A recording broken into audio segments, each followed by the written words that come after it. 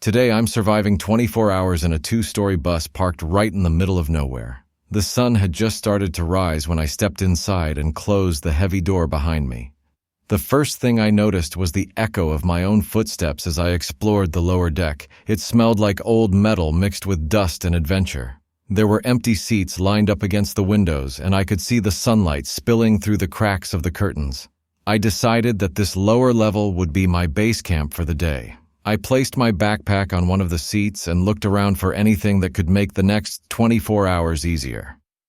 Climbing up the narrow stairs to the second floor felt like stepping into a different world.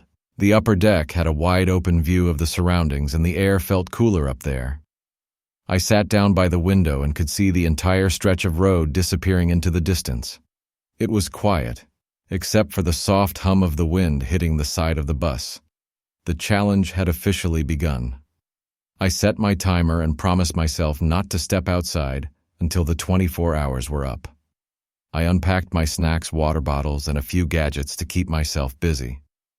The first few hours felt easy as I explored every corner of the bus, trying to imagine what life would be like if someone actually lived here full-time. As noon arrived, the heat began to build inside the bus and the air felt heavy.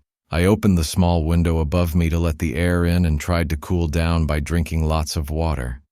The sound of distant birds and the creak of the bus frame reminded me that I was completely alone here. I started talking to the camera about how strange it felt to be isolated in such a small moving home that wasn't moving anymore. I wandered back to the lower level where the shadows had grown longer and set up a small area to rest. Every sound from outside made me jump a little. It felt like the bus was alive, breathing along with me. When night came, the entire place turned into something out of a mystery movie. The faint light from my lantern created long, moving shapes on the walls. The upper floor looked darker and colder now, but I went up anyway because I wanted to see the stars from the top windows.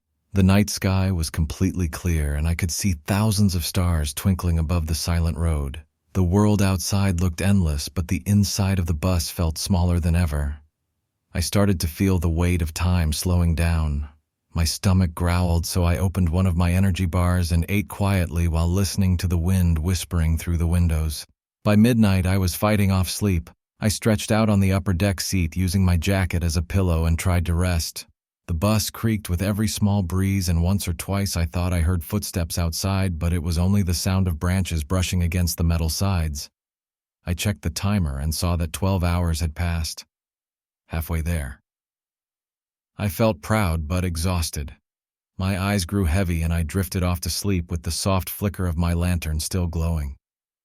When I woke up, the sun was already pushing through the windows. The air felt fresh, and the silence was comforting now instead of eerie. I made a small breakfast from what I had left and walked around the bus again, feeling a strange connection to this old vehicle. Every scratch, every rust mark seemed to tell a story. The final few hours passed slowly as I reflected on how easy it is to take space and comfort for granted. When the timer finally beeped, signaling the end of 24 hours, I stood by the door for a few seconds before stepping out. The sunlight hit my face and I took a deep breath of freedom. Surviving 24 hours in a two-story bus had been tougher than I expected, but it also felt like a quiet victory. It was more than a challenge. It was a reminder of patience, stillness, and how even in silence you can discover something new about yourself.